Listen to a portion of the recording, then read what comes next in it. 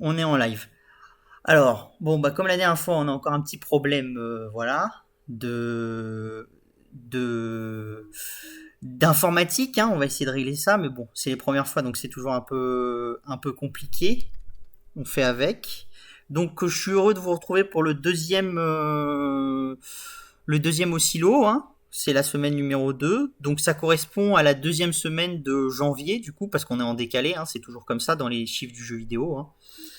Donc, on va y aller tout de suite, hein. Alors, déjà, je vous fais un petit avant-propos. Donc, pour l'AMF, hein, donc effectivement, toutes les valeurs dont on parle ici, c'est pas des conseils d'achat ni des conseils de vente. On vous invite à faire vos réflexions et tout, et on ne donne aucun conseil dans ce comment ça s'appelle, dans ce PowerPoint.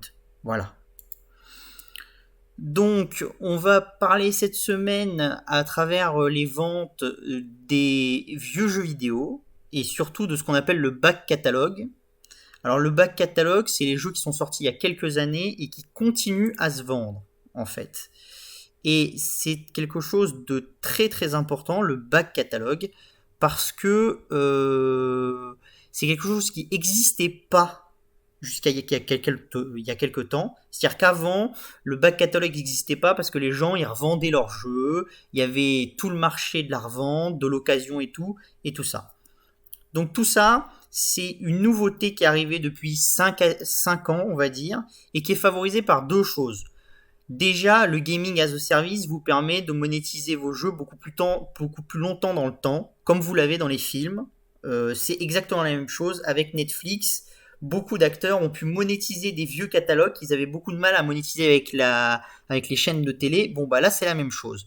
Et vous avez aussi autre chose, c'est que le jeu vidéo est un secteur qui a eu beaucoup d'innovation et une innovation de rupture qu'il y a eu ces 5 dernières années, c'est on ajoute du contenu aux jeux vidéo et on ajoute du multijoueur et en faisant ça, on permet aux jeux vidéo de toujours, absolument toujours se renouveler et du coup le joueur reste beaucoup plus longtemps. Voilà. Et ça, c'est très important de le comprendre. Le fait que le joueur reste plus longtemps permet aux jeux vidéo de durer beaucoup plus longtemps. Et en durant beaucoup plus longtemps, forcément, on augmente le temps possible pour monétiser le jeu vidéo et donc on augmente la rentabilité des jeux vidéo. Donc le back catalogue c'est quelque chose d'ultra important à comprendre parce que quand vous avez un bon jeu, vous avez des fortes chances qu'il devienne très fort en back catalogue et donc qui vous amène des revenus sur une très large période de temps. Donc voilà, le back catalogue. On va continuer. Donc cette semaine, par exemple, ce qu'on voit qui est assez exceptionnel, c'est que en zone Europe, en EMA, du coup, le back catalogue est très fort. C'est-à-dire que GTA V, c'est un jeu qui est sorti il y a plus de 3 ans et qui est toujours qui arrive à se classer numéro 1. Comment ça s'appelle, Red Dead Redemption, c'est un jeu qui est sorti en fin 2018 et qui se classe numéro 5. Donc vous voyez que Take-Two, avec deux back catalogues, arrive à être deux fois dans le classement. Alors, il y a le fait qu'on est après Noël, que les gros jeux se sont beaucoup vendus, qu'il y a moins de ventes, qui aussi joue dans cette émergence du back catalogue. Mais c'est quelque chose de très important à comprendre. Ça vous explique pourquoi certains studios comme Take-Two ont des valeurs très importantes parce qu'effectivement, ils sont capables de monétiser très longtemps leur jeu et ça, c'est vraiment un plus important. Vous avez aussi Mario Kart Deluxe. Alors ça, c'est pareil, c'est un back catalogue aussi. Et ça, effectivement, Mario Kart Deluxe, c'est exactement la même chose. Alors, on fera ça un peu différemment, c'est-à-dire que les jeux Nintendo étant vraiment des jeux qui se vendent très longtemps et qui ont toujours eu un fort succès en tant que back catalogue, c'est un peu différent des autres éditeurs, mais vraiment le succès des nouveaux jeux, c'est-à-dire GTA, des Assassin's Creed et tout, en back catalogue, c'est quelque chose d'assez récent qui date de ces 5 dernières années et qui est très important pour l'industrie du jeu vidéo maintenant. Donc il est très important de bien comprendre cette notion de back catalogue. Et en fait, dans le back catalogue, généralement, plus vos jeux sont puissants, plus ils vont rester longtemps dans le back catalogue, plus vous avez de jeux, plus vous avez de capacité de nouer des partenariats avec les plateformes comme Steam, comme Epic Games, pour mettre en avant lors de promotions spéciales votre back catalogue. Et en fait, vous allez écouler beaucoup de jeux vidéo à pas forcément un gros prix, mais voilà, le volume va faire du chiffre. Et c'est ce qu'on cherche dans le back catalogue. C'est très très important ce back catalogue. Et même sur les éditeurs un peu plus, voilà, comme Focus Home et tout, c'est quelque chose qui prend beaucoup d'importance et qui est extrêmement extrêmement mis en avant, parce qu'en plus l'avantage du back catalogue, c'est qu'une fois que vous avez rentabilisé un jeu et tout, et que le back catalogue est fort, c'est énormément margé le back catalogue. Voilà. Bon. Donc vous avez la puissance du back catalogue, c'est une notion clé du jeu vidéo. Après, vous avez les consoles. Alors, les consoles cette année, bah, c'est triste à le dire, mais elles pâtissent du Covid et elles pâtissent d'un environnement qui est structurellement mauvais pour les nouvelles consoles. Donc, c'est pour Sony et pour Microsoft. Alors, bon, pourquoi ça? Vous avez plusieurs choses. Déjà, ils ont eu du mal à ramp up la production. Donc, quand on dit ramp up, ça veut dire faire monter très rapidement la production. Ça, ils ont eu du mal à cause du Covid, du fait que les usines en Chine ont fermé à un moment et ça a décalé la prise de décision et c'est vraiment un énorme souci pour ces deux acteurs. Vous avez d'autres choses aussi et ça, c'est des choses assez nouvelles. C'est-à-dire que par exemple, vous avez une pénurie de semi-conducteurs et vous avez une pénurie de puces plus particulièrement et surtout dans deux marchés, le marché des consoles et surtout des consoles premium. Donc là, on est pile dans le marché de la PS5 et de la Xbox de la série X, des deux consoles vedettes entre guillemets, pas les petites mais les grosses, celles qui sont aux alentours de 500 €.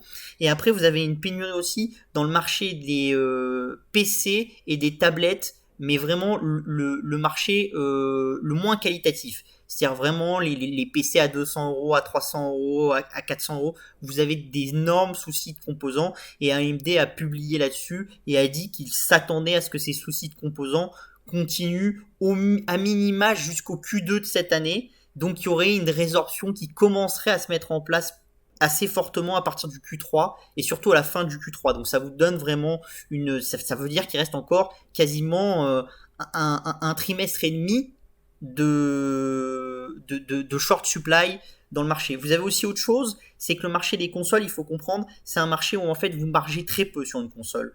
C'est pas ce qui fait gagner de la vie au grand du secteur. Ce qui fait gagner la vie au grand du secteur, c'est d'installer une plateforme et d'avoir des gens qui consomment dessus et qui jouent dessus. Et là, vous avez quelque chose de très mauvais qui se passe, c'est que vous avez les coûts des containers qui explosent.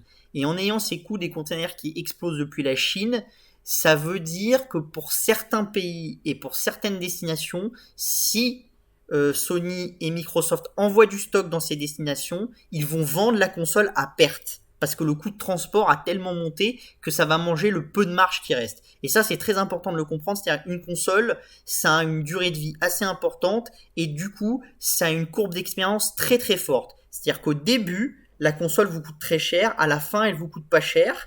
Et en fait, entre deux, vous avez un souci comme ça et votre but, c'est d'aller le plus vite possible sur des gains d'expérience pour avoir une console qui soit rentable à vendre ou à minima qui produise pas de pertes. Il y a des consoles qui ont produit des pertes à leur lancement. Microsoft est fréquemment produit de la perte au lancement d'une console, c'est-à-dire il vend à perte sa console pour installer sa base utilisateur. C'est assez fréquent, voilà. Et donc c'est un énorme problème et on le voit dans les chiffres. Là, vous voyez, c'est catastrophique. 76 000 nouvelles Xbox vendues, c'est quasiment ce que vend Sony en PlayStation 4. Vraiment, c'est très très mauvais. Et ça, voilà, ça vous montre vraiment la difficulté. Et vous l'avez moins chez Nintendo parce que justement Nintendo a déjà fait ce ramp-up et il est capable d'amener des stocks en amont et donc il est capable de pas être vraiment totalement dépendant des hausses de prix des navires et tout parce qu'il va cibler le moment où les navires sont le moins chers. Il a déjà du stock dans les pays et tout. Et voilà, ce qui permet à Nintendo d'être encore une fois au-dessus des 400 000 ventes et ça permet à Nintendo d'être encore au-dessus des scores de la Wii à la même époque. C'est-à-dire quand on dit à la même époque, c'est-à-dire on prend le lancement comme Day One, on prend chaque semaine qui s'est passée depuis le lancement et on compare à semaine équivalente de lancement. Donc quand on compare là, on compare les ventes de la Wii, pas en ce moment, mais 2 ans et demi, enfin plus, à peu près trop, parce que ça fait plus qu'elle est sortie la Switch, mais 3 ans et demi après le lancement. Donc vous avez des outils de comparaison, et ça c'est des bons outils de comparaison, ça vous permet de bien comprendre que le marché a grandi, et ça vous permet aussi de comprendre que Nintendo fait plus ou moins de ventes de la Wii, pourquoi et tout. Donc on avait déjà vu la semaine dernière que Nintendo surperformait la Wii sur les mêmes périodes quand on compare, et ça continue à se confirmer. Voilà. Donc chez AMD, vous le voyez, hein, et AMD c'est une vedette. AMD a publié à l'occasion ses résultats trimestriels. Donc AMD a publié ses résultats trimestriels où effectivement il a communiqué sur cette short supply jusqu'au début Q3, fin Q2.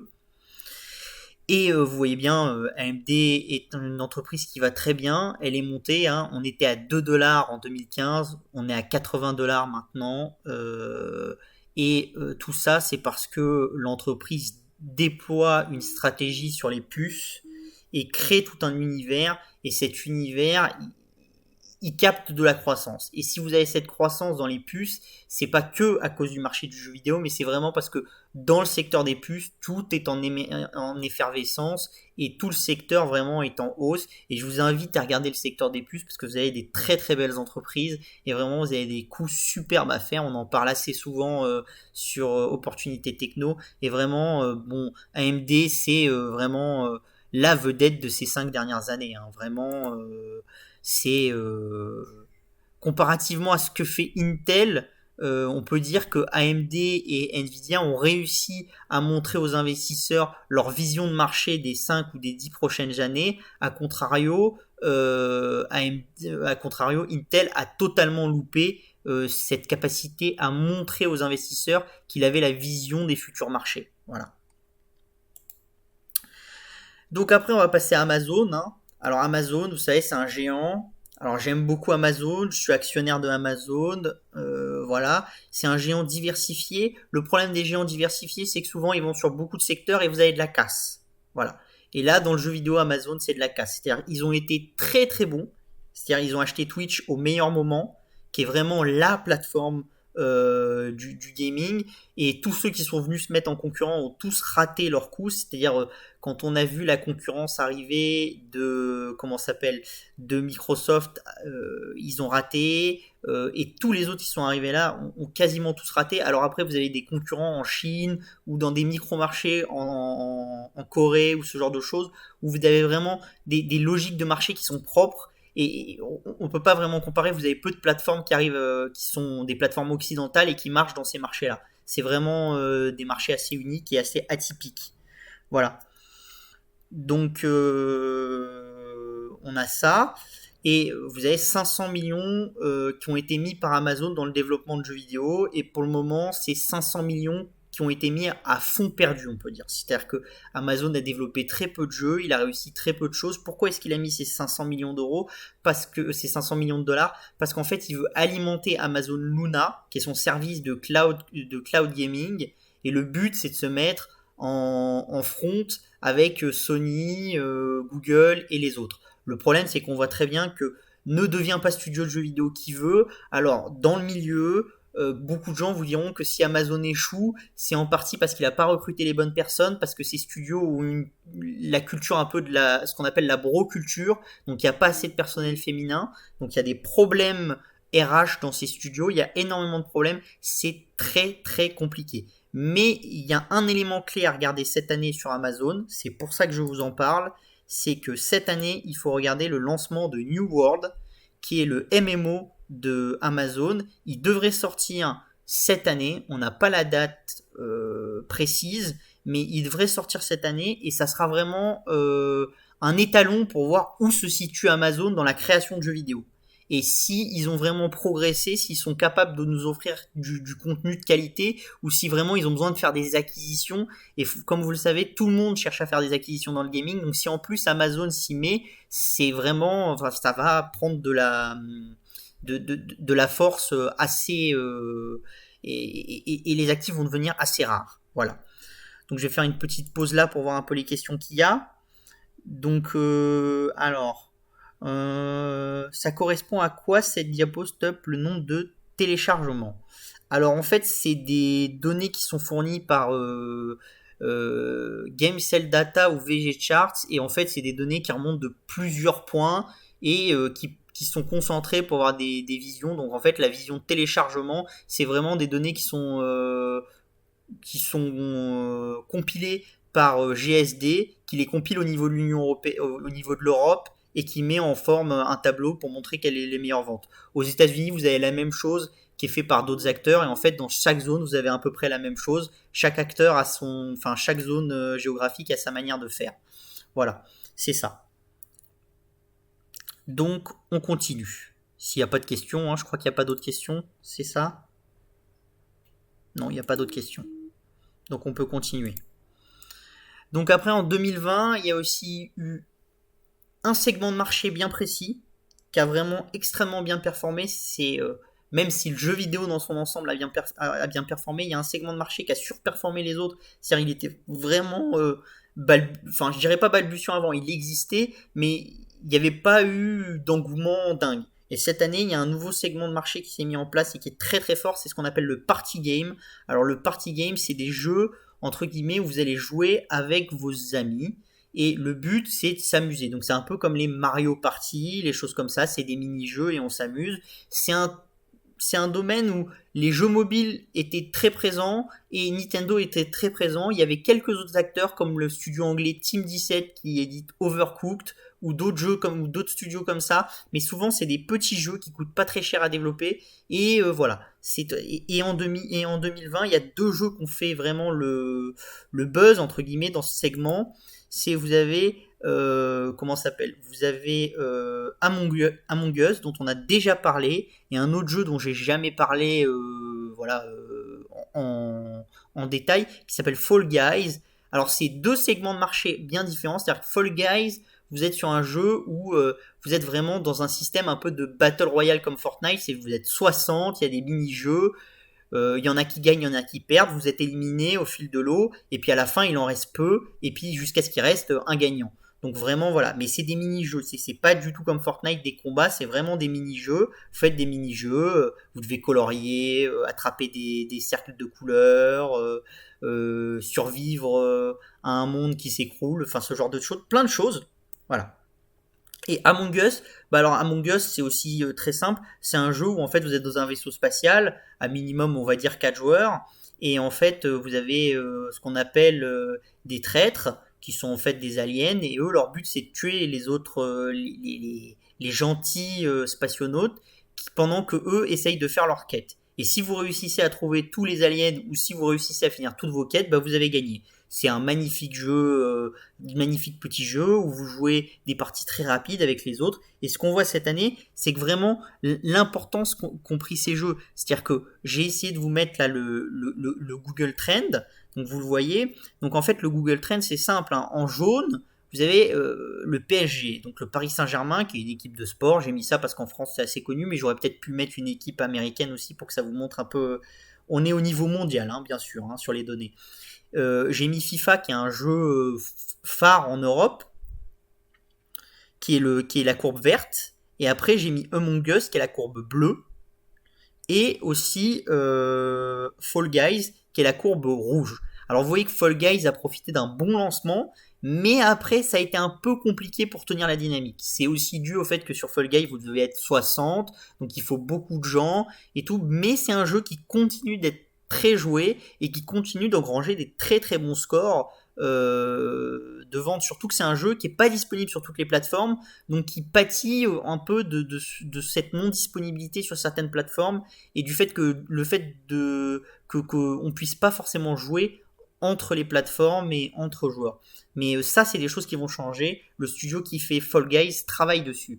Ce que vous avez, c'est Among Us. Et alors là, c'est le carton de cette année. Et surtout sur Among Us, ce que j'aimerais bien que vous compreniez, c'est que c'est un tout petit studio, moins de 10 développeurs. Et avec moins de 10 développeurs, vous voyez, ils ont quasiment réussi à atteindre la courbe du Paris Saint-Germain quand ils étaient au plus haut. C'est vous dire la puissance colossale du jeu vidéo et de ces jeux que peuvent prendre ces jeux. Et encore plus, ce que vous avez, c'est que voilà, c'est une dizaine de personnes et ça vous montre vraiment la traction possible dans ces jeux vidéo et le fait que vous puissiez installer une licence vraiment très forte en très peu de temps et avec très peu de moyens en final. Ça s'est quasiment jamais vu. Vous auriez jamais installé une marque de vêtements ou une marque de boissons avec si peu de ressources. Mais dans le jeu vidéo, si vous êtes au bon endroit, au bon moment, avec le bon produit, vous avez la possibilité d'installer une marque et d'installer un jeu vidéo dans le temps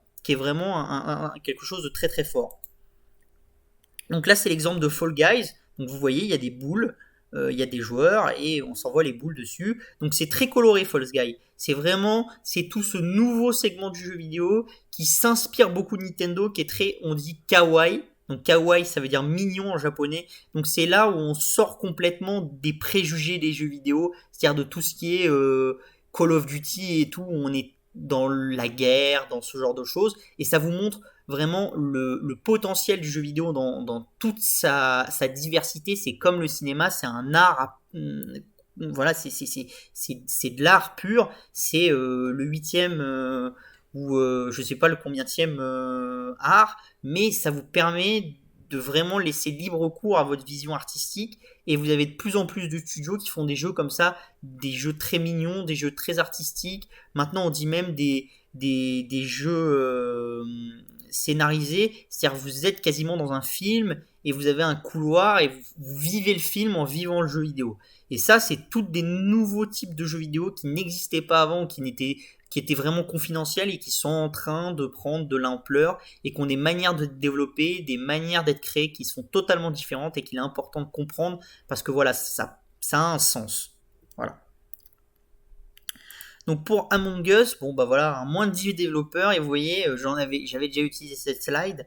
Among Us, c'est un jeu où en fait, comme vous jouez en vocal, c'est-à-dire que quand quelqu'un est tué ou quand vous appuyez sur un bouton, vous convoquez une réunion et vous cherchez à trouver qui est le méchant. Et donc du coup, quand vous convoquez cette réunion, souvent vous êtes en vocal. Comme Among Us avait pas d'outil vocal intégré correctement dans son jeu, la plupart des gens, ils ont ajouté un autre outil. Et donc ils ont été chercher Discord, qui est un outil de chat vocaux qui dispose d'une surcouche vocale. Ils ont utilisé cet outil. Et du coup, ce que vous voyez, c'est que l'évolution et la prise de force d'Among Us a permis à Discord de se faire tracter. Donc ce que vous avez, c'est que Discord, qui est une licorne, qui est utilisée par des centaines de millions de personnes, s'est retrouvé tracté par un jeu qui est sorti par 10 développeurs et dont au début de l'année personne ne connaissait l'existence. Parce qu'il faut bien savoir, c'est qu'Among Us, c'est un jeu qui est sorti d'abord sur mobile et tout comme ça, mais sans multijoueur. C'est-à-dire on n'avait pas de possibilité de jouer en multijoueur, on jouait en local avec ses potes et tout. Le jeu a très mal débuté, il y avait 50 joueurs en gros en même temps sur le jeu, et ça a très très mal débuté. Et en fait, ce que vous voyez, c'est que comment ça s'appelle les développeurs d'Among Us ont retravaillé le jeu pour mettre en place du online, et c'est ce qui a permis au jeu de prendre son essence. Ils ont mis en place du online, c'est le début de la courbe rouge là, enfin quand ça commence à prendre de l'ampleur, ils mettent en place le online, ils mettent en place les applications sur le Steam Store et tout, et avec ça, le jeu commence à avoir un bouche à oreille, et après vous commencez à avoir une courbe qui d'un seul coup explose. Alors pourquoi cette courbe explose ? Parce qu'en fait, les gens ont commencé à jouer au jeu sur Twitch, et donc du coup, c'est là que c'est très important de comprendre la puissance de Twitch et pourquoi les datas de Twitch sont très intéressantes pour nous. Comme les jeunes ont vu leur streamer favori jouer à ce jeu, ils ont décidé d'y jouer. Et la courbe, qui avait une pente ascendante, mais c'était une petite ascension, elle a complètement explosé. Elle est devenue quasiment en ligne droite. Enfin, elle est à verticale. Donc ça, pourquoi ? Parce que justement, cet effet d'entraînement qu'apporte Twitch, il est tout nouveau dans le monde du jeu vidéo et il est très important de le comprendre parce que dès que par exemple vous avez un petit éditeur, un petit jeu et que vous voyez qu'il prend de l'ampleur sur Twitch, ça peut être intéressant. Alors parfois c'est des feux de paille, ça s'est vu sur beaucoup de jeux. Apex a fait des très hauts scores sur Twitch et a même fait des tellement bons scores que l'action s'était envolée au Nasdaq, l'action de d'EA Games qui édite Apex. Et après, ça s'est stabilisé et ils sont retombés. Mais vous avez des jeux, on peut voir l'évolution à travers Twitch. Un jeu aussi que tout le monde connaît ici, c'est Fortnite. Vous pouviez voir l'évolution et la prise de part de marché et la prise de temps chez les gamers de Fortnite à travers Twitch. Donc je vous invite à toujours regarder les datas de Twitch, les nombres de gens, quels jeux vidéo ils regardent, quel streamer stream quel jeu et tout. c'est chronophage, ça prend du temps, mais ça donne d'excellents insights sur le secteur, vraiment. Donc on va voir s'il y a d'autres questions là-dessus. Du coup, alors, il n'y a pas d'autres questions. Bon du coup on peut continuer. Hein. N'hésitez pas si vous avez des questions, hein, je m'arrête fréquemment justement pour vos questions. Donc après on va passer à GameStop. Alors GameStop, j'en ai beaucoup parlé la dernière fois, alors on va refaire l'histoire hein, pour ceux qui n'étaient pas là. Et toute l'histoire. Donc GameStop, c'est ce qu'on appelle un retailer. Donc c'est un vendeur physique, comme la Fnac et tout ça. En France, vous avez une filiale de GameStop qui s'appelle Micromania. Voilà, ça appartient à GameStop. GameStop est devenu leader dans le monde et il a acheté beaucoup de gens. Et tous ses concurrents, quasiment tous, ont fait faillite ou il en reste quelques-uns localement. Mais c'est vraiment le leader mondial de la vente de jeux vidéo en physique. C'est GameStop et ses multiples filiales. GameStop est une entreprise qui, comme beaucoup d'entreprises du retail, va assez mal. C'est-à-dire qu'en fait, elle a du mal à continuer à être rentable. Elle a des ventes par mètre carré, donc c'est-à-dire les ventes par mètre carré, c'est-à-dire vous prenez tous les mètres carrés de votre boutique, vous divisez votre chiffre d'affaires par le mètre carré de vos boutiques, et vous voyez votre vente au mètre carré. Et en fait, dans le secteur du retail, ce que vous voyez, c'est que vous avez beaucoup d'acteurs qui font des ventes au mètre carré qui diminuent. Et la puissance d'Apple, c'est par exemple cette capacité d'avoir des ventes au mètre carré qui est extrêmement forte. Donc vous avez des ventes au mètre carré qui sont très fortes dans le secteur du luxe par exemple parce que vous vendez très cher. Ou après vous pouvez avoir des ventes au mètre carré qui sont très fortes parce que vous avez beaucoup de flux. Primark, Zara et tout, c'est leur business model. Ils ont beaucoup de place, mais leur but c'est d'avoir beaucoup de flux. Et avec ce flux, même s'ils vendent très peu cher, ils arrivent à avoir des ventes au mètre carré qui sont très élevées et donc à faire une grosse rentabilité. Chez GameStop, vous aviez ce problème-là, il fallait compenser la perte de vitesse des ventes au mètre carré. Et pour ce faire, GameStop a fait comme beaucoup d'acteurs, il a créé un site web et il a essayé d'aller vers le digital, il a restructuré et tout. Mais c'est ce qui faisait que Wall Street pénalisait grandement GameStop, mais vraiment très grandement. Et il faut bien comprendre, en 2019, alors que l'action valait encore $20, enfin un peu moins, $20. Vous avez un fonds qui s'appelle Sion Asset Management. Alors Sion, c'est le fonds de Michael Burry. Michael Burry, c'est celui qui avait prévu la crise des subprimes et que vous voyez dans le fond dans le film The Big Short. Donc lui, en 2019, alors que GameStop était shorté à plus de 50%, il a dit au management de GameStop, vous avez qu'à faire une chose, vous avez qu'à acheter vos propres actions. Comme vous avez beaucoup d'actions qui sont détenues par des fonds, enfin qui sont vendues par des fonds, si vous achetez des actions, les fonds vont être obligés de se racheter, vous créez un short squeeze, vous levez du cash un peu plus haut et vous allez gagner du temps. Voilà. Alors ça, c'était la théorie de Michael Burry en 2019. Il est resté actionnaire et en fait, qu'est-ce qui se passe dans le mécanisme des shorts? C'est-à-dire que pour qu'il y ait des shorts, il faut qu'il y ait des gens qui vous prêtent des titres. Si les gens vous prêtent pas des titres, ça veut dire que le mec qui vous, entre guillemets, quand vous allez shorter l'action, le mec qui vous prête le titre, il l'a pas vraiment, et du coup là c'est encore des mécanismes plus compliqués. Mais du coup ce que vous avez, c'est que dans les fonds comme Sion qui jouaient le short, ils ont soustrait des titres au marché. Ils ont asséché le marché. C'est-à-dire, ils ont dit, j'achète des titres, mais moi, je veux pas qu'ils soient shortés, je veux pas les offrir à une banque et tout, je les garde, c'est les miens, et personne ne peut rien en faire. Voilà. Donc, vous avez des fonds qui ont commencé à faire ce jeu-là. Ce qui s'est passé, c'est que ce jeu a duré une partie de 2019 et une partie de 2020. En octobre, vous avez Microsoft qui a annoncé un premier deal, enfin un deal avec GameStop, pour faire du partage de revenus sur les nouvelles consoles et tout, ouvrant une nouvelle optique de monétisation à GameStop. Voilà. Et donc, cette nouvelle optique de monétisation à GameStop, ça a permis à l'action de se reprendre très légèrement. Donc, une action qui était shortée, son flottant était shorté à 50 ou 60%. Ce qui s'est passé, c'est qu'avec cette reprise de l'action, cette remontée, il y a beaucoup d'acteurs qui se sont dit, mais attendez, est-ce que ça change quoi que ce soit et est-ce que Microsoft va donner autant d'argent que ça à GameStop? Il y en a qui ont conclu que non. Du coup, ils se sont dit, il faut shorter l'action. Donc, ils sont venus encore rajouter du short et au lieu d'être shorté à 60% des actions disponibles, GameStop est devenu shorté à 100% des actions disponibles. C'est vous dire que, par exemple, si voilà, on arrêtait tout, vous n'y aviez pas tous les acteurs qui ont prêté des actions qui pouvaient retrouver des actions. Et vous avez des acteurs qui ont prêté des actions sans vraiment les avoir. C'est les joies des options et de tout cette finance mathématisée entre guillemets qui fait qu'on peut parfois arriver à des abominations et GameStop était une abomination.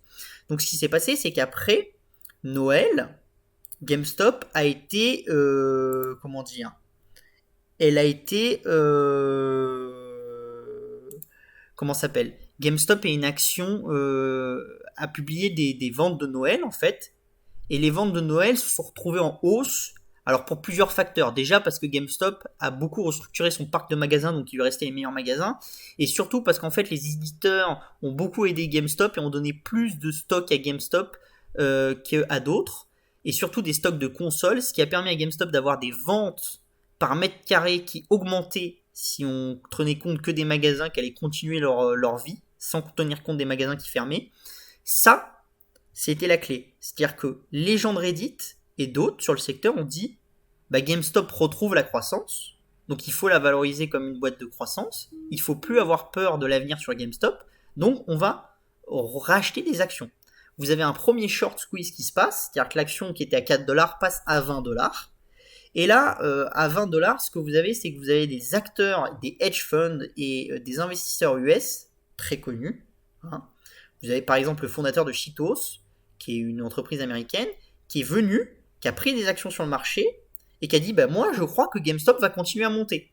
Et en fait, en achetant des actions à 20$ et en les soustrayant du marché, ils ont encore augmenté la taille du short par rapport aux actions disponibles. Et en fait, le petit short qu'avaient commencé certains fonds et surtout une partie de Wall Street Bet, qui était le short entre guillemets de 4$ à 20$. Il s'est retrouvé propulsé en avant par ces fonds qui se sont ajoutés dans le capital de GameStop. Et en fait, ces fonds-là, ils ont joué un peu un double jeu. Ils savaient que GameStop ne valait pas 20$. Mais ils savaient aussi, surtout, c'est que le flux acheteur était encore là, que les gens, c'était un trend acheteur GameStop, et qu'en plus, il y avait tellement de gens qui vendaient GameStop, que en faisant ça, ils allaient massacrer les vendeurs. Et vous aviez des vendeurs qui, quand l'action était à 20$, on dit mais moi je vends GameStop à 20$ parce que c'est trop, sans penser à toute la construction de marché qu'il y avait derrière et au fait que GameStop était trop shorté. Donc il y a eu un corner qui s'est mis en place, comme rarement, et là tout a explosé. Donc voilà comment ça s'est passé sur GameStop. Mais il faut bien comprendre que l'histoire GameStop, c'est une construction des marchés vraiment très précise, qui n'arrive que dans des rares cas, et qui montre surtout que la majorité des hedge fund vendeurs, ils ont juste analysé GameStop sans analyser le marché. C'est-à-dire, ils ont analysé GameStop, ils ont dit GameStop n'est pas une bonne entreprise, on va la vendre. Oui, mais le problème, c'est qu'à chaque fois que vous achetez une boîte, il faut toujours analyser le marché aussi. Si vous analysez que la boîte, vous avez un problème. Parce que si la boîte est surachetée, si la boîte est survendue, vous ne le savez pas et vous pouvez prendre des risques très très importants. Et on passera un peu après à la vision du short, c'est prévu un peu plus tard. Donc voilà. Donc ça a développé. Du coup, vous avez Wall Street Bet et Reddit qui ont augmenté. Parce que qu'est-ce qui se passe quand quelqu'un fait de l'argent? Parce que beaucoup d'acteurs vous diront, oui, maintenant c'est devenu politique et tout. C'est pas tout à fait vrai. C'est-à-dire, c'est devenu un peu politique, mais la majorité des gens qui sont sur Reddit et qui sont sur Wall Street Bet, ils n'ont pas envie de faire péter le système. C'est pas du tout leur envie. Non, leur envie, c'est de faire de l'oseille. Voilà, comme beaucoup de monde en bourse, leur envie, c'est de faire des sous. Et donc, ils ont vu qu'il y a des gens qui faisaient des sous sur GameStop, ils sont venus et ils veulent faire des sous. Et du coup, il se passe un mécanisme qui fait que sur le Wall Street Bet se met en place des pump and dump un peu sur tous les acteurs et c'est un peu devenu la foire d'empoigne. Mais de toute façon, les pump and dump existent depuis le début de l'humanité, ça existera bien encore après, il y en a en France, il y en a partout dans le monde. Les Chinois sont des spécialistes du pump and dump. Le marché OTC américain, je vous en parle pas, moi je l'ai tradé pendant un temps, ça fait que ça toute la journée, des pump and dump, donc c'est pas quelque chose de nouveau. Là vraiment ce qui est nouveau, c'est que la construction de marché a fait que l'ampleur de ce pump and dump est vraiment assez atypique. Vous avez eu la même chose en Europe sur Volkswagen et Porsche, mais à l'époque c'était une question vraiment, il y avait une logique industrielle derrière avec Porsche qui souhaitait racheter Volkswagen et Volkswagen qui se défendait et du coup ça créait quelque chose qui truquait un peu le marché. Donc maintenant que vous avez compris ça, vous pouvez comprendre par exemple, vous avez beaucoup d'acteurs qui se sont mis à parler sur ce pump and dump, sur les méchants de Wall Street, les gentils du Wall Street Bet et tout. Moi, je pense qu'il n'y a pas de gentils, il n'y a pas de méchants. Il y a des joueurs, on est tous là, on est sur un échiquier, enfin plutôt un plateau de Go. Le plateau de Go, c'est la bourse, et on essaye tous de faire les coups pour essayer de gagner, et le plus possible en essayant de gagner le plus possible. Et pour gagner le plus possible, il faut toujours un peu en piquer aux voisins. Hein. Vous avez rarement des situations où tout le monde est gagnant. Ça existe très très rarement. Donc en fait, il s'est passé ça. Le marché a analysé tout ça, il l'a digéré, et vous avez beaucoup d'acteurs. Et vous avez un acteur qui est assez connu, d'accord voilà, un acteur qui est assez connu, c'est Chamath, on va y revenir, c'est le roi de la SPAC, c'est un Américain d'origine d'Inde qui fait toutes les SPAC en ce moment, c'est celui qui détient et qui a fondé Social Capital, et voilà, il a fait l'introduction de Virgin Galactic et tout ça. Vous avez aussi Elon Musk qui parle beaucoup pendant ce temps, enfin vous avez beaucoup d'acteurs. Vous avez un côté politique aussi avec les choix de Robin Hood, c'est-à-dire vous avez Octavio Cortez qui est une démocrate assez voilà, bien à gauche quoi. Pour même chez nous en France, elle serait quand même bien à gauche, et eux ils sont contre voilà, ils essayent d'en profiter, la vision Wall Street Bet contre l'establishment et tout, ça leur plaît, et ils se font mousser un peu là-dessus. Voilà. Donc, comprenons bien. Vous avez donc, on a bien parlé, vous avez plein d'acteurs de marché, des gens comme Chamath, d'autres acteurs, voilà. Vous avez GameStop, qui est une entreprise qui était dans un corner de marché. Vous avez des gens qui se retrouvent sur le Wall Street Bet et qui essayent de créer du pump and dump et de profiter du marché. Qu'est-ce que ça fait ? Ça fait que par exemple un fonds qui avait très mal géré sa position, c'était un fonds qui s'appelle Melvin Capital. Alors Melvin Capital, ils étaient très short sur GameStop. Et comme c'était un fonds qui gagnait beaucoup d'argent, vous aviez beaucoup d'investisseurs qui leur faisaient confiance. Et en fait, il faut bien comprendre quelque chose de très important. Quand un fonds fait plus de perfs que les autres, et que ça fait pas 20 ans qu'il existe ou 30 ans, mais que ça fait quelques dizaines d'années, il faut vous méfier. C'est très important ça. Vraiment retenez-le. Quand un fonds a 10 ans et fait beaucoup plus de perfs que les autres, généralement, ça veut dire qu'il prend beaucoup plus de risques. Et peut-être que le risque ne s'est jamais matérialisé dans les performances du fonds passé, mais qu'elle pourrait se matérialiser dans les performances futures du fonds. Et dans le cas de Melvin, c'est ça. Melvin prenait des gros risques, il était très rentable, personne regardait les positions qu'il prenait, mais du coup, en fait, pour avoir cette rentabilité, Melvin était très agressif sur le marché des shorts et sur le marché des achats, et ils achetaient des situations vraiment à l'extrême du marché, et donc, quand la situation a explosé, bah, tout a explosé. Et en fait, c'est encore pire que ça, parce que ce que vous avez dans le marché, c'est que généralement, les hedge funds, c'est des gens qui se connaissent. C'est-à-dire que quand vous êtes un peu introduit dans le marché, tout le monde connaît tout le monde. C'est le principe de base, voilà. Parce que c'est un petit milieu, hein, c'est comme le milieu littéraire, c'est comme tous les milieux, vous connaissez tout le monde. Vous vous entendez pas forcément avec tout le monde, mais vous connaissez tout le monde. Donc Melvin, c'est un fonds qui est né d'anciens traders et d'anciens gérants de Point72. Donc quand ils sont nés, Point72 leur a dit bah, je vais vous donner de l'argent pour vous créer, et comme ça je profite encore de vos compétences. Donc vous avez une liaison entre Melvin et Point72. Ce qui s'est passé, c'est que Melvin, en juin, ils ont perdu moins 53%. Oui, mais Point72, qui est un plus gros fonds que Melvin, eh ben, c'est un fonds qui a perdu, enfin, c'est un fonds qui avait 30% de son rendement qui venait de Melvin. Donc en fait, pour pas mourir, ils ont été obligés de sauver Melvin. Et vous avez un autre acteur qui rentre dans le truc, c'est Citadel. Alors Citadel, c'est entre le market maker et le hedge fund.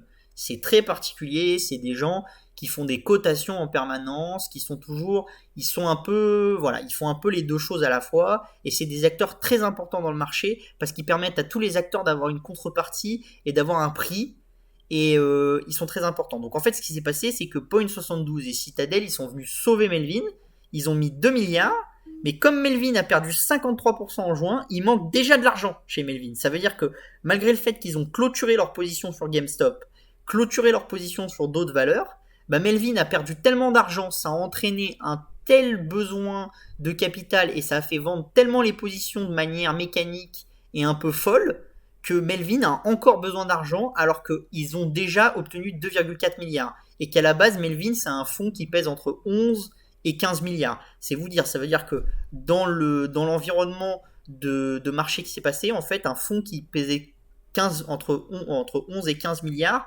va devoir lever un peu plus de 4 à 5 milliards en tout pour pouvoir survivre. Et là, on parle bien de survivre, c'est-à-dire pour que le fonds ne collapse pas totalement. Voilà. Vous avez d'autres fonds qui ont vraiment beaucoup souffert, D1 Capital et un fonds qui a perdu 20% en janvier. J'ai marqué juin sur le machin. Je suis vraiment mauvais. Bon. Vous avez autre chose qui s'est passé aussi dans ce milieu, c'est qu'en fait Citadel, comme c'est un market maker, il a besoin de savoir ce que tout le monde fait. Et du coup, qu'est-ce que fait Citadel ? Citadel, par exemple, il achète vos ordres. Quand vous passez des ordres sur Robinhood ou sur une plateforme, généralement, cette plateforme, avant que votre ordre parte, elle vend votre ordre. C'est-à-dire, elle dit, mon client, il va passer tel ordre sur telle action. Et Citadel, ça lui permet de savoir qui fait quoi dans le marché et de gérer son risque. Et de faire des cotations en temps réel et de coter tout le monde et tout.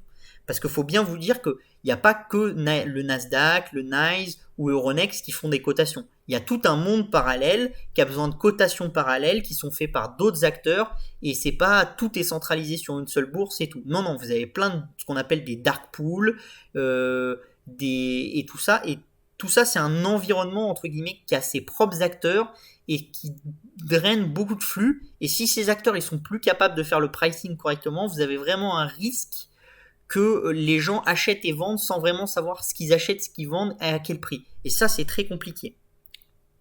Voilà. Donc, vous avez ça. Donc, ce qui s'est passé, c'est que Citadel, c'était un acteur qui achetait des ordres chez tout le monde. Citadel, quand il s'est passé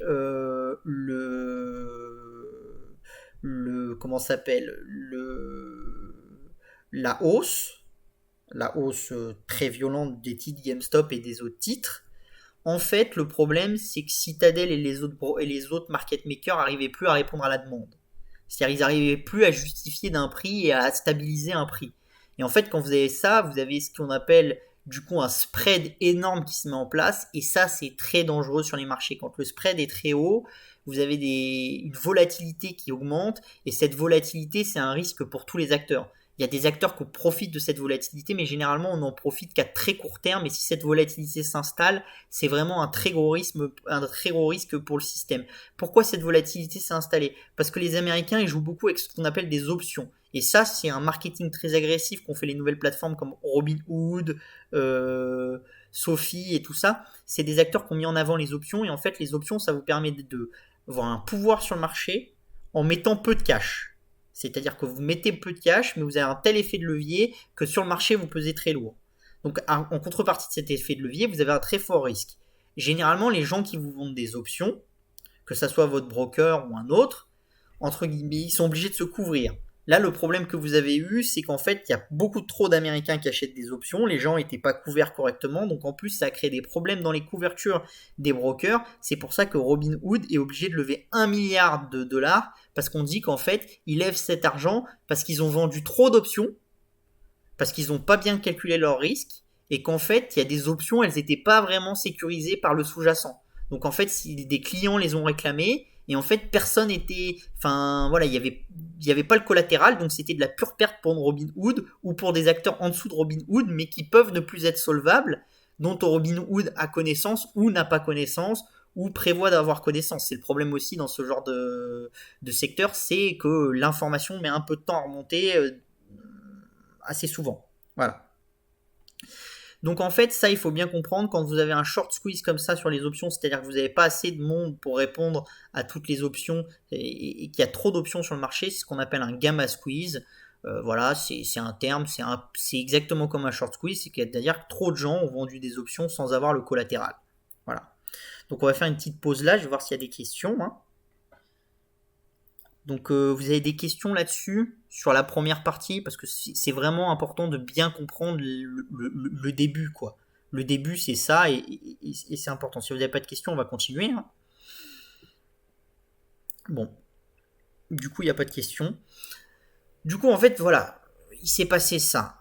Reddit s'est donc enflammé et s'est dit on va faire ça sur tous les autres sociétés du même genre. Donc ce qui fait c'est que les hedge funds ils ont été obligés de réduire leur position. C'est-à-dire la plupart des hedge funds sur les marchés financiers mondiaux, ils ont dit les shorts on va les réduire très fortement parce qu'en fait il y a des gens qui cherchent à nous piéger et donc il faut qu'on réduise les shorts. Ça veut pas dire qu'ils pensent que les actions sont meilleures qu'avant. Non, non, ça veut juste dire qu'ils prévoient qu'on va les attaquer, qu'on va faire un coup d'échec contre eux, et donc pour se prémunir de ce coup d'échec et du fait qu'on bouge un pion, bah, ils bougent le leur avant qu'on bouge le nôtre. Et ça, c'est important de le comprendre, parce qu'il ne faut pas vous dire, tiens, il y a des gens qui rachètent une société ou des shorts d'une société, c'est parce que la société va mieux. Non, non, non, ça veut rien dire, c'est juste la construction du marché qui est fait comme ça en ce moment. Donc voilà. Donc vous avez ça. Et en particulier, ce dont je voudrais vous parler aujourd'hui, c'est on va parler de Shamat et des acteurs qui vous font croire qu'ils sont gentils alors qu'en fait ils sont pas plus gentils que les autres. Hein, parce qu'il ne faut pas croire qu'il y ait des gentils et des méchants en bourse. En fait, on est tous plus ou moins gentils et méchants, ça dépend où on se place, mais il n'y a pas de samaritain en bourse. Ça n'existe pas. Hein. Faut arrêter. Hein. Elon Musk, c'est pas un bon samaritain, Shamat non plus, et Bill Gates non plus, et Buffett non plus. Voilà. Vous avez des très bons investisseurs, et puis c'est tout ce qu'on cherche sur un investisseur, qui soit bon et qui produise de la valeur, qui voit des sociétés au bon moment. Bon, et ben là, vous avez une nouveauté, c'est-à-dire que le Wall Street Bet s'est mis en tête de faire un short squeeze sur l'argent. Alors, ce qu'il faut bien comprendre, c'est que quand on fait un short squeeze sur des actions, c'est très simple. Vous avez des options d'une action, vous voulez les exercer, vous dites à votre courtier ou celui qui vous a vendu les options, bah, j'ai des options qui m'ont coûté 1$ pour acheter 100 actions GameStop à 50$. L'action GameStop vaut 100$. Je veux mes 100 actions pour pouvoir les vendre.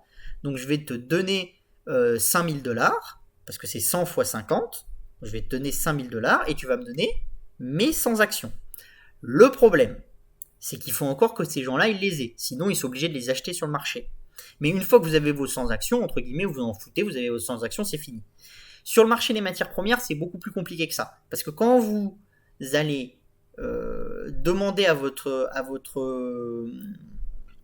comment s'appelle, à votre broker ou au marché en question, parce que généralement c'est un marché au CME ou ce genre de structure, la livraison de votre produit, le problème c'est qu'il va vous livrer un produit physique et pas une action. C'est-à-dire que par exemple, si vous voulez créer le short sur l'argent, bah, ils vont vous livrer vraiment de l'argent. Et quand vous allez recevoir un container rempli de lingots d'argent, bah, c'est un peu compliqué. Hein, genre vraiment, c'est très compliqué.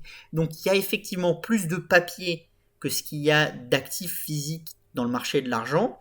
Il y a des gens qui suspectent que ça soit la même chose dans le marché de l'or. Le problème, c'est qu'en fait, pour qu'il y ait vraiment un squeeze sur ce marché, parce que c'est pas vraiment un short squeeze, hein, vous n'allez pas chercher des gens qui shortent vraiment le marché, mais vous allez chercher plutôt le fait que certaines institutions aient donné trop de papier par rapport à la quantité réelle d'actifs.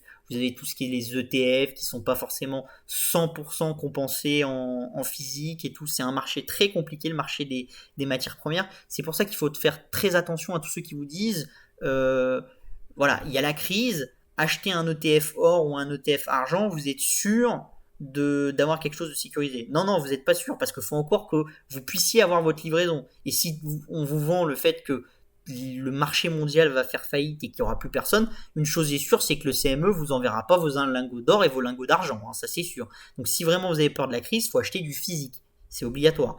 Donc c'est ce que le Wall Street Bet a fait, parce que le problème aussi que vous avez dans le marché des actions, c'est que acheter une action ou acheter une option, ça coûte pas cher. Et quand vous voulez vous faire livrer d'une action ou d'une option, ça coûte pas cher, vous pouvez en acheter 1, 2, 3, 4. Sur le marché des matières premières, c'est ce qu'on appelle des lots. Et sur le marché de l'argent, un point sur le marché vaut 5000$. Et les lots, entre guillemets, du marché argent, ça dépend de vos brokers et tout, mais vous pouvez rarement acheter moins de 10 lots. Donc vous vous rendez compte que les sommes commencent à être importantes, sachant qu'en plus, il faut payer les coûts de livraison, les coûts de stockage et tout. Donc ce qui s'est passé, c'est que les gens ont essayé de faire un short, enfin de faire un squeeze plutôt, en achetant de l'argent physique un peu partout, et vous voyez fleurir sur les boutiques US le fait qu'on peut plus acheter d'argent, qu'on peut plus acheter de ceci, qu'on peut plus acheter de cela. Bon, mais ça, entre guillemets, c'est une mécanique de marché, mais il y a peu de chances qu'ils arrivent à faire un squeeze. Par contre, ce qu'il faut comprendre, c'est que s'ils arrivent réellement à faire un squeeze, c'est extrêmement dangereux. C'est pas du tout comme sur GameStop. Sur GameStop, vous avez peu de chances que ça soit totalement systémique et qu'il y ait des acteurs qui s'effondrent. Par contre, sur l'argent, comme vous êtes sur un métaux précieux, vous avez un besoin d'acteurs de ce métal-là. Des industriels ont besoin d'argent. Si vous avez une inflation des prix extrêmement grande, forcément, eux, ils vont devoir inflater le prix de vente de leurs objets. Et du coup, ça crée toutes des répercussions sur la chaîne industrielle colossales. C'est pour ça que je vous invite à faire très attention pour savoir s'ils réussissent ou pas, parce qu'il y a des hedge funds qui essayent de les aider pour faire un short squeeze et tout, pour faire un squeeze, et si le squeeze est important, ça peut être très dangereux pour l'économie. Pour le moment, ils y sont pas encore arrivés, c'est le début. Je pense pas qu'ils arriveront à quelque chose de très important. Ils feront peut-être un pic à 50$, mais ça s'est déjà vu et je pense pas que ça ira plus loin. Mais s'ils atteignent vraiment les 1000$ comme ils vous l'annoncent, je vous annonce que ça va être très très compliqué pour certains industriels à 1000$ et qu'à ce moment-là, il faut mieux être préparé et protégé, c'est-à-dire pas avoir les industries qui ont besoin d'argent voilà, il faut prévoir. Donc voilà. Donc on va parler à Wall Street. Wall Street bet tous pourris. Donc pourquoi tous pourris? Parce que la plupart des gens ils veulent faire de l'argent et un des premiers c'est Chamath. Alors Chamath, depuis que Wall Street bet existe, moi je suis abonné à son Twitter, je le suis de loin. C'est le spécialiste des SPAC US, il a coté des dizaines de SPAC, il en cote encore et lui il fait que dire depuis que Wall Street bet existe que c'est un gentil, il a acheté des options GameStop, il a tout redonné au fond de Bartool Sport pour les petits business, enfin il fait de la très bonne communication US, il fait croire qu'il est très gentil, très beau, et quand il y a eu l'action que Robinhood a coupé les achats de GameStop, et ben en fait il a dit mais Robinhood, j'aurais jamais investi dedans parce que c'est une mauvaise société, elle fait pas confiance à ses clients et tout. Moi, mes sociétés, c'est pas pareil. Sauf que c'est entièrement faux. Parce que Chamath, il est en train de coter une société qui s'appelle Sophie Invest, qui est une SPAC. Je sais plus laquelle, hein, c'est une des dernières lettres de l'alphabet. Enfin, au milieu de vers la fin. Milieu-fin de l'alphabet. Voilà. Donc Chamath vous explique, ouais, mais n'investissez pas à travers Robinhood, mais investissez à travers Sophie. Nous, on vendra pas vos données, on fera pas tout ça. Sauf que c'est entièrement faux. Quand on va dans le papier de cotation de Sophie, le document d'introduction de Sophie, d'accord, et de sa SPAC, qu'est-ce qu'on voit? On voit qu'il fait du Pay for Order Flow. Alors le Pay for Order Flow, c'est quoi? C'est ce que faisait et ce que fait encore Robinhood. C'est-à-dire, je vais voir Citadel et je lui dis, j'ai des gens qui passent des trades en bourse, ces trades ils sont gratuits, mais si tu veux, pour me rémunérer, je te paye, je te donne ces trades, et comme ça tu sais ce que les autres acteurs de marché font. Donc en fait, Chamath fait exactement ce qu'il reproche à Robinhood. Mais même pire, bien pire, parce que Sophie, elle est plus loin. Quand on fait du trading, enfin quand on fait, c'est même pas du trading, quand on achète et qu'on vend des sociétés et des actions, on a ce qu'on appelle une chambre de compensation, ou une clearing house en anglais. Donc ce système des clearing house, c'est très important, parce que par exemple, en Angleterre, vous aviez beaucoup de clearing house, et vous avez beaucoup de clearing house qui reviennent en Europe. Pourquoi? Parce que la Commission européenne a dit, ah non, moi, ils sont plus dans le marché européen, donc, vous n'avez plus le droit de faire vos compensations sur les titres en Angleterre. Donc, vous avez beaucoup de chambres qui ouvrent des locaux en Europe pour pouvoir continuer à faire leur travail de chambre de compensation. Et la chambre de compensation, c'est l'acteur qui vous permet d'avoir confiance en votre contrepartie, en fait. C'est-à-dire, c'est lui qui permet de s'assurer que celui qui achète vos actions, il a de quoi payer et que vous ayez bien l'action pour lui vendre. Ou vice-versa si vous l'achetez. Donc en fait, ce qui se passe, c'est que Sophie, elle a acheté des titres de sa chambre de compensation qui s'appelle Apex. D'accord? Et Apex vend lui-même ses données, que ce soit des order flow ou d'autres choses, à Citadel. Et on le voit dans les communiqués et dans les rapports financiers d'Apex, qu'on voit dans ce niveau-là. Et vous voyez, vous avez tous les acteurs du market making et les hedge funds, donc Virtu, Citadel, tous ces acteurs-là qui ont, ou dont Wall Street Bet critique fortement l'implication dans les marchés, tous ces acteurs-là, ils sont aussi clients de Apex, qui est la chambre de compensation de Sophie. Donc c'est pour vous dire que Shamat, même s'il vous semble un chic type qui défend la veuve et l'orphelin, en fait, il défend surtout sa communication et ses petites boîtes et il fait ses petites affaires en omettant bien de vous dire que finalement il fait la même chose que le voisin. Donc il faut très bien comprendre, c'est que dans ce secteur, vraiment, moi c'est ce que je voulais que vous compreniez ce soir, il n'y a pas de gentils, il n'y a pas de méchants, il n'y a que des pourris. Et moi je suis un pourri comme les autres. Voilà, c'est tout. Et ça, il faut vraiment le comprendre. En bourse, on fait pas de politique, on fait de l'argent et on investit dans des sociétés, on monte des sociétés, on croit en des sociétés, on ne croit pas en des sociétés, mais on fait très peu de politique. Ceux qu'on fait de la politique avec la finance, généralement ça fait pas bon ménage et quelques années plus tard ils s'en vont. Donc voilà, c'est extrêmement compliqué. Je sais que c'est une mode, hein, surtout chez les jeunes, de dire qu'on pourrait faire de plus d'ISR et qu'avec l'ISR on pourrait pousser les entreprises. Alors oui, vous pouvez pousser les entreprises à être un peu plus socialement responsables, certains fonds le font, voilà, mais faut bien vous dire quelque chose, ce qu'on vient chercher sur le marché financier, c'est quand même du rendement, avant tout, hein. C'est vraiment de l'argent et le reste, c'est des facteurs connexes qui arrivent après le rendement. C'est vraiment, voilà, vous cherchez d'abord le rendement et après vous cherchez le meilleur rendement en étant en accord avec vos principes et tout. Voilà. Donc on a bien vu, Shamat, en fait, comme les autres, il est un peu pourri.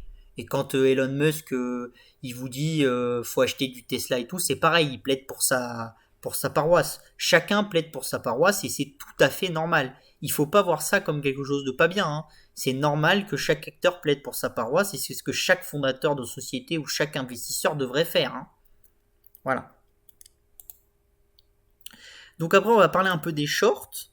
Alors, pour les shorts, du coup, pour les shorts, du coup, ça marche pas, hein. Donc je vous avais mis une vidéo de Buffett, mais du coup, comme la technique est pas avec moi ce soir, on voit pas bien la vidéo de Warren, on peut pas la voir. Mais en fait, qu'est-ce que vous explique Warren Buffett? Et ce que je veux que vous compreniez, parce que ces histoires c'est assez compliqué, mais il y a des notions clés à comprendre, et celle-là c'est une notion clé. Quand vous shortez un actif, vous pariez sur sa baisse, le cours de l'action peut monter à l'infini. C'est-à-dire que quand vous shortez un actif, vous avez des possibilités de perte infinies. On est d'accord? Quand vous achetez un actif, il peut tomber à zéro, vous connaissez très bien combien vous pouvez perdre d'argent. Par contre, il peut monter quasi l'infini, donc votre possibilité de gain, c'est l'infini. Donc vous voyez bien que dans la construction de marché, quand vous êtes vendeur, vous prenez beaucoup plus de risques, parce que votre risque, c'est l'infini, alors que quand vous êtes acheteur, c'est votre potentiel qui est l'infini.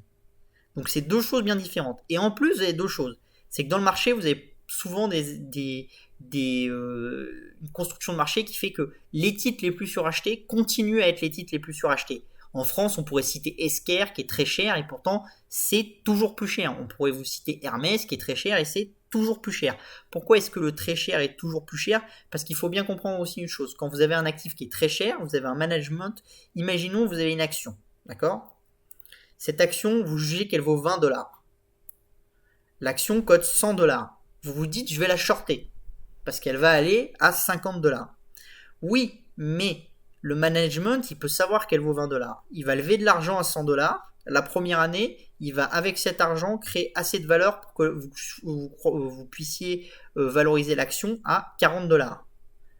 L'action est descendue à 90 $. Bon, vous avez gagné un peu de sous en votre short. Vous continuez votre short. La société relève de l'argent. Et là, elle investit très bien. Et au lieu d'avoir à la fin de l'année une valorisation de 40 $, vous jugez que l'action, elle vaut 120 $.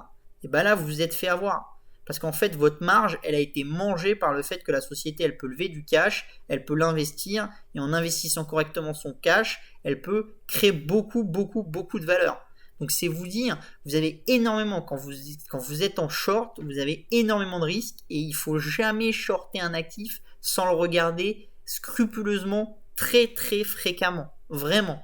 Ou sinon vous faites des shorts journaliers, ce genre de choses. Mais si vous shortez quelque chose à assez longue échéance, il faut vraiment connaître parfaitement l'actif qu'on short et vraiment le suivre au jour le jour. Et vraiment, je vous invite à faire très très attention à ça. Je vous mettrai la vidéo sur l'article demain, je pense. J'essaierai de voir avec Edern si on peut, voilà. Donc, nous y voilà, hein. Nous y voilà. Donc, ce qu'il faut comprendre, c'est qu'en bourse, la richesse circule. Il y a des gagnants, il y a des perdants. En ce moment, la richesse circule un peu trop vite. C'est dangereux. C'est toujours dangereux. Parce que ça risque de créer des euphories. Et les euphories, c'est toujours dangereux. Aussi, si ces deltas entre les prix et si cette volatilité continue à rester très longtemps, vous risquez d'avoir des acteurs entre guillemets qui vont faiblir. C'est-à-dire que par exemple, vous avez des acteurs, les fonds de pension et tous ces acteurs de marché, ils aiment pas la volatilité. Tous ceux qui vous disent c'est bien la volatilité, c'est pas des gens qui connaissent correctement l'économie. La volatilité, c'est vraiment l'ennemi de l'économie quand il y en a vraiment trop. Quand il y en a pas assez, c'est pas bon. Mais quand il y en a trop, c'est vraiment pas une bonne chose parce qu'en fait, tous les teneurs de marché qui vont être liés à des fonds de pension, ce genre de choses, ils ont besoin de pouvoir calculer les choses et ils peuvent pas les recalculer en permanence non plus. Ils ont besoin d'avoir une certaine visibilité pour pouvoir investir leur argent, sortir leur argent et tout. Et si vous l'avez pas, là, vous avez des risques systémiques. Pour le moment, de la vision que j'ai du marché, je vois pas de risque systémique dans ce qui se met en place sur le Wall Street Bet. J'invite les gens à faire très attention sur ce qui se passe sur l'argent parce que ça peut devenir assez rapidement un risque systémique. Mais voilà, je pense qu'il y en a très peu qui pourront réclamer leur argent et que du coup, il y aura très peu de chances. Il faudrait vraiment qu'il y ait beaucoup de fonds qui se mettent en place derrière les mecs du Wall Street Bet pour que ça crée un effet de vague et que ça submerge les autres. Et ça serait très très dangereux. Et je pense que de toute façon, si ça arrivait, les banques centrales interviendraient très rapidement parce que vraiment là, vous êtes sur un risque extrêmement important, mais vous avez quand même peu de chances qu'il se matérialise. Vous avez aussi des avancées à ça, c'est-à-dire que comme la volatilité est l'ennemi de l'économie et de la confiance, parce que sans confiance, il n'y a pas d'économie, vous avez de fortes chances que les régulateurs mettent un peu le holà sur tous ces actifs un peu titrisés, ces options et tout. Et ça, c'est une bonne chose parce que c'est un risque de moins de crise systémique plus tard. C'est-à-dire quand vous avez une petite crise, une petite bulle qui éclate et que le gendarme ou l'autorité met en place des réglementations, ça vous évite un plus gros problème plus tard. Donc des fois, c'est très bien d'avoir un petit problème, de le traiter correctement et tout. Et c'est pour ça qu'il faut suivre ce que les Américains vont faire. Biden en a parlé un petit peu à plusieurs reprises, mais c'est très intéressant de suivre ce qui va se passer à la Chambre US pour voir comment ils vont questionner les teneurs de marché et est-ce que la nouvelle administration Biden va pas obliger au marché financier de Wall Street, entre guillemets, d'être un peu plus sain. Et ça, c'est très bien parce qu'en 2018 et en 2008, les marchés étaient devenus plus sains à la fin de la crise et là, ils recommençaient à devenir un peu plus folkloriques. Et donc, pour nous, investisseurs, c'est intéressant parce que ça voudrait dire qu'on gagne, entre guillemets, qu'on a subi notre crise et qu'on va un peu solidifier le système et ça, c'est toujours bon. Le système était un peu brinque-ballant et là, on va mettre un peu de ciment et ça nous permet d'avoir une vision un peu plus long terme et tout. Donc il faut vraiment surveiller ce que fait la SEC.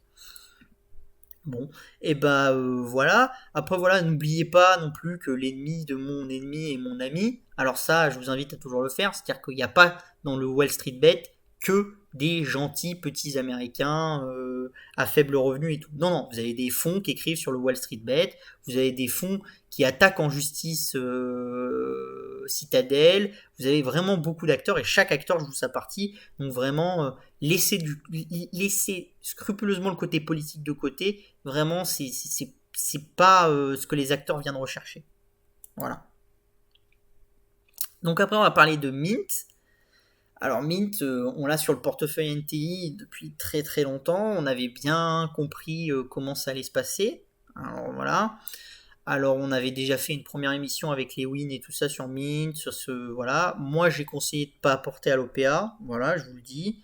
Là encore, hein, scrupuleusement comme les règles de l'AMF, tout ce que je dis n'est pas à considérer comme une vision d'achat ou de vente.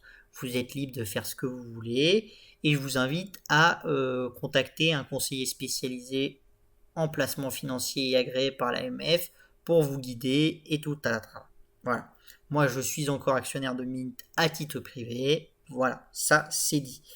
Donc Mint, nous, dans le service, on a conseillé de ne pas apporter. Voilà.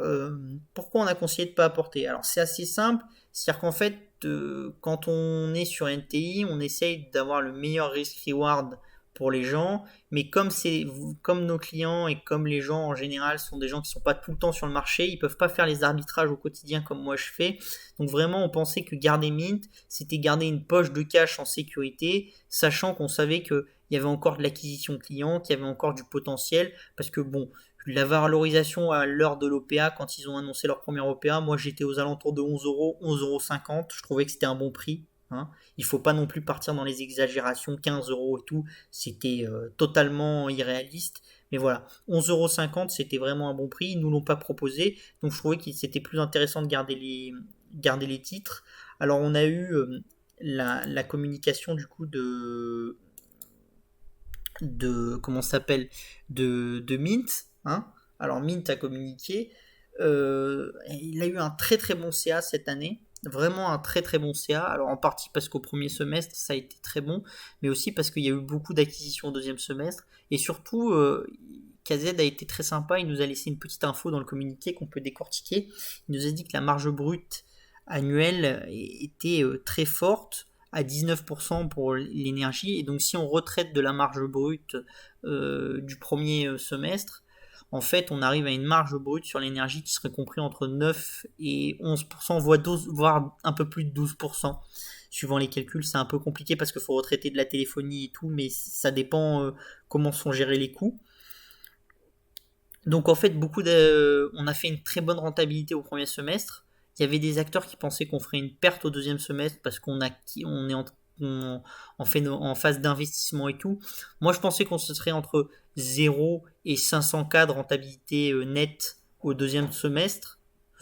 Je relève un peu. Je pense qu'on sera entre 500K et 1 million, ce qui est déjà très très bon parce que le cash flow sera bien au-dessus. Hein. Il y a beaucoup plus de cash que ce qu'il y a de rentabilité. Donc vraiment, c'est une très bonne chose. Ça prouve que même en conditions de marché plus tendues, la structure a atteint la taille qu'il faut pour continuer à vivre et pour créer de la rentabilité. Et ça, vraiment, c'est ce qu'on attendait de Mint, c'est d'avoir la capacité d'asseoir sur le marché et de pouvoir commencer à scale sans avoir besoin d'injection de cash tout le temps. Et ça, vraiment, c'est une très très bonne chose pour nos actionnaires, parce que ça veut dire que s'ils continuent à faire des acquisitions comme ils le font là, et qu'ils continuent à manager leur BFR comme ils le font là, en fait, ils n'auront pas besoin de lever beaucoup de cash. Et donc, pour nous, ça veut dire que le potentiel de nos actions est encore plus fort, parce qu'on a moins de chances d'être dilué. Donc, Eoden a réussi son OPA. Bon, c'est une OPA qui est réussie à minima, c'est-à-dire ils ont utilisé à peu près tout ce qu'ils pouvaient utiliser, ils ont appelé des gens, ils ont machiné, enfin ils ont fait beaucoup de choses, dont une partie, je ne sais pas si c'est tout à fait légal, hein, mais bon, ça c'est autre chose.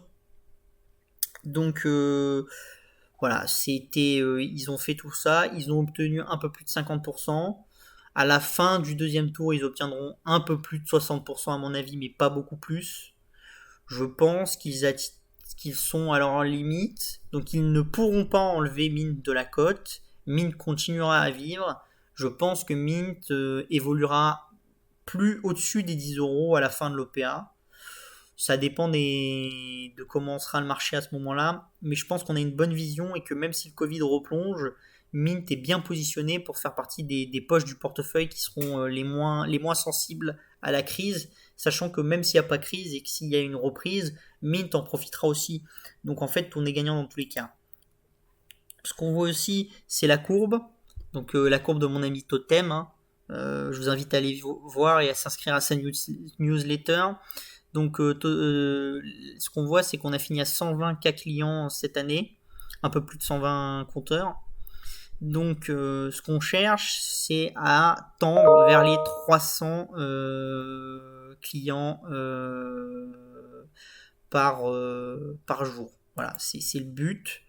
Le but, c'est de tendre vers les 300 clients par jour pour créer énormément de valeur. Donc pour ça, on voit que la courbe est en train d'y arriver tout doucement avec le gaz, avec la connaissance de la marque, avec le fait que post-confinement, il y aura peut-être plus de déménagement, enfin post-crise, il y aura peut-être plus de déménagement, ce genre de choses. Il est possible que l'entreprise y arrive. Avec 304 clients nets de churn, on serait à la fin de l'année 2021 à un peu plus de 210 000 clients. C'est un peu optimiste. Moi, je pense qu'au-delà de 195, 200 000 clients, on serait déjà dans une très très bonne dynamique et il y a de fortes chances qu'on arrive à le faire et ça relèverait le potentiel de l'action de beaucoup. Il faut faire attention aux concurrents, Barry Energy et d'autres concurrents qui arrivent sur le secteur. Mais tu as toujours l'avantage d'être le seul qui est un des rares qui est rentable et donc qui n'a pas besoin de lever des fonds et de courir après le cash tout le temps. Et en cette période, c'est quand même une sacrée force, hein, plus qu'une sacrée force. Donc il faudra bien voir ce que Eoden fait avec Mint, la gestion, qu'il n'y ait pas de hausse de salaire trop importante, qu'il n'y ait pas de frais qui soient facturés par Eoden à Mint. Il faudra suivre tout ça, mais à l'heure actuelle, je pense que vu les très bons résultats, vu la marge brute du deuxième semestre, vu notre vision, on peut cibler un peu plus que 11,50€. Donc je relèverai mon objectif vers 12,50€, 13€. Je pense que c'est un bon objectif. Voilà, donc je pense que voilà, nos abonnés NTI continueront à garder en portefeuille Mint Energy. Voilà, on continuera à la suivre.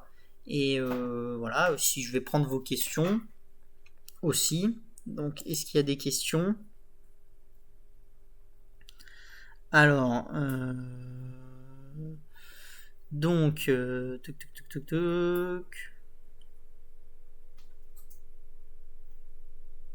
alors, nanana.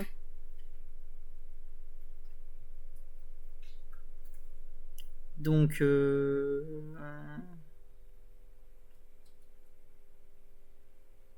n'y a pas d'autres questions. Alors, vois-tu des dangers de rester coté avec des intérêts potentiels non alignés entre Eoden et les PP? Alors, il y a forcément des dangers. Le problème principal de l'investisseur, et ça c'est mon problème assez fréquent, c'est vous êtes avec un bon management et le management change, il a des opportunités et vous n'avez plus d'alignement. C'est un risque.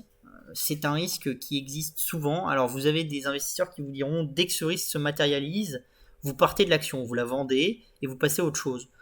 Moi, je pars du principe qu'il y a qu'il n'y a pas tant d'opportunités que ça sur le marché, qu'il y en a beaucoup, mais est-ce qu'elles ont la qualité de Mint, le risk reward de Mint? Pas forcément.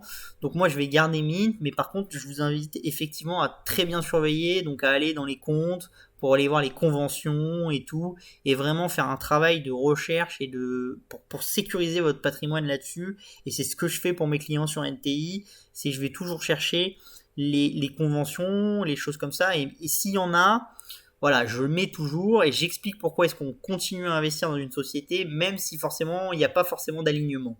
La plupart du temps, on recherche des situations avec des alignements. Après, voilà, on peut pas non plus en bourse chercher le mouton à 5 pattes, vous le trouverez jamais.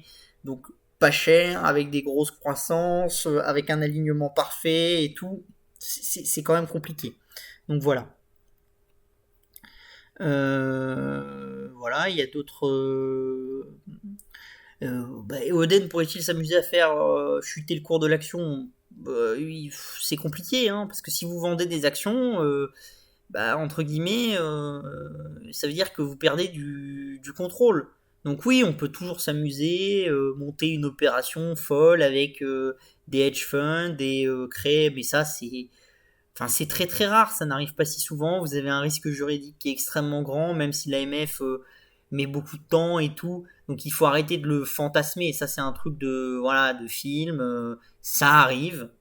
Je ne veux pas vous dire que ça n'arrive jamais sur les marchés. Ça arrive. Il y a des sociétés qui c'est arrivé. Il y a des actionnaires qui ont fait ce jeu-là. Mais enfin, voilà, vous avez quand même face à vous des gens qui ont une expérience et qui n'ont pas forcément envie de se flinguer dans le business et qui n'ont pas forcément envie de risquer aussi du pénal au niveau judiciaire et tout, sachant qu'en plus vous avez énormément de PP, donc vous avez une grande majorité de gens qui vont rester, qui vont surveiller ce qui se passe.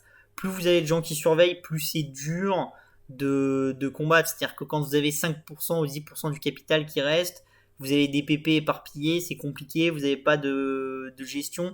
Si vous avez une masse de porteurs qui représentent quand même un pourcentage de contrôle assez important et tout, là c'est déjà bien différent.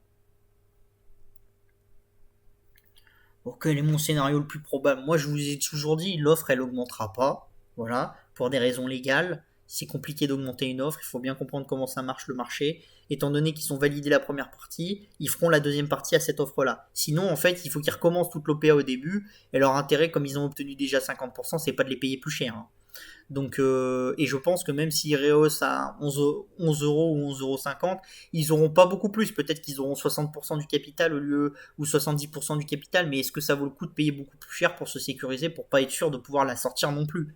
C'est-à-dire au bout d'un moment, s'ils étaient sûrs d'obtenir 90% du capital et de la sortir, je vous dirais pourquoi pas. Étant donné qu'il y a des gens qui sont des forcenés et tout de l'action et qui vont la garder coûte que coûte, je pense qu'ils ont compris qu'ils n'auront pas le capital nécessaire pour sortir totalement mint et que du coup ils ont acté, voilà, le but d'Eoden c'est d'arriver le plus près possible des 70%. Voilà.